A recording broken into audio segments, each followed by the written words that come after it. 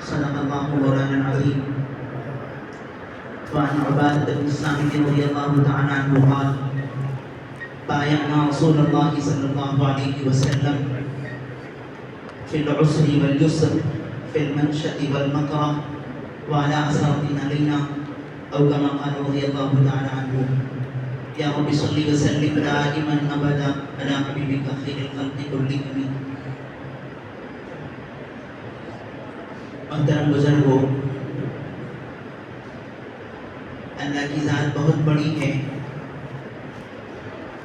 ان کے نام کی برکت سے ساری دنیا کو روزی ملتی ہے.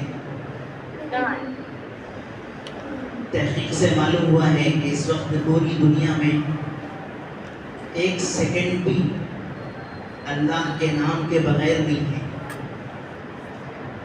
دنیا کا ایک کنارہ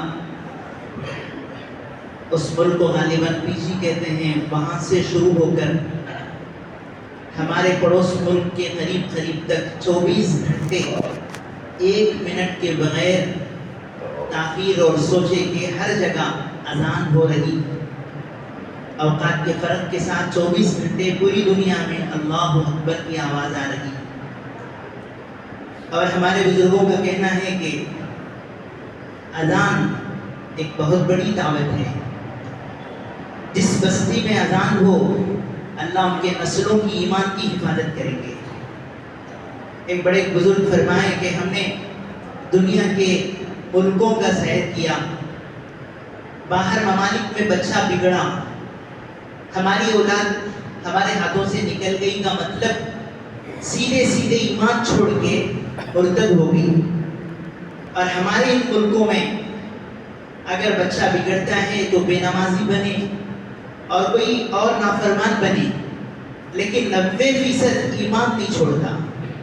وجہ بتلائی گئی کہ 5 وقت جو دعوت اس کے کانوں میں پڑ رہی ہے اس کی برکت ہوتی. سمجھنا بھی ضروری نہیں ہے. بچہ پیدا ہوا، پہلا حکم ہے سیدھے کان میں اذان بولو، بائیں کان میں اقامت بولو. یہ نہیں پتا کہ وہ بچے کو یہ بات آ رہی کہ دل میں نہیں آ رہی ہے. فرمایا کہ ان الفاظ کا بھی بڑا اثر ہوتا ہے. اور بزرگوں نے یہ بات بھی لکھی ہے کہ اذان کی مبارک دعوت میں اٹھاتے ہی سب سے پہلا لفظ ہے اللہ اکبر، اللہ اکبر. اللہ سب سے بڑے، اللہ سب سے بڑے. اور 4 مرتبہ اذان میں، اقامت میں، عیدین کی تکبیر میں یہ بتایا جا رہا ہے کہ اللہ سب سے بڑے. تو 4 کی حکمت کیا ہے؟ 5 بھی ہو سکتے، 6 بھی ہو سکتے.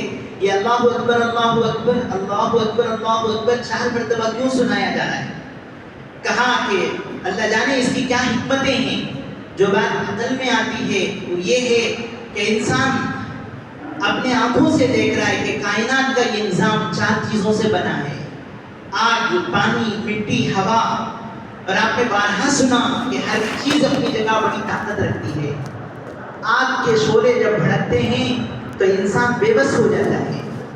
اچھے لوگوں کو اپنی پوری طاقت کے باوجود اسے قابو پانا اتنا آسان نہیں ہے. اسی وجہ سے حضرت خلیل اللہ کو عذاب دینے کے لیے اس قوم نے جس چیز کو چنا، حرقوہ وانصروا آلہتکم ان کنتم فاعلین، آگ جلاؤ اور ابراہیم کو اس میں ڈالو. اتنی تیز آگ جلائی گئی کہ اڑنے والے پرندے جل کے راکھ ہوتے ہیں. حضرت خلیل اللہ کو اس میں ڈالنے کے لیے کسی کو قریب جانے کی ہمت نہیں تھی. تو شیطان آ کے مشورہ دیا، مشورہ نہیں، اس نے سازش بتائی. مشورہ تو خیر کے کاموں کے لیے ہوتا ہے، اور جو بری چیزیں ہوں اس کو سازش کہا جاتا ہے. تو کہا کہ ان کو آگ میں ڈالنے کے لیے من جلیق بناؤ، کیٹرول جیسے کھینچ کے ان کو آگ میں ڈالو. تو یہ طاقت بہت بڑی انسان سمجھتا ہے. اللہ بتا رہے کہ انگار کے خدا، انگار کی طاقت کو مانتے ہو، اس کو بنانے والے خالق کی بھی طاقت کو مانو کہ اللہ ان سے بڑے ہیں. کبھی انسان مٹی کو دیکھے، ابھی جن ملکوں کی کارگزاریاں آ رہی ہیں، زلزلہ آ گیا. بزرگوں یاد رکھیں، ان کارگزاریوں کو سن کے توبہ کرنے کا حکم ہے، استغفار کرنے کا حکم ہے.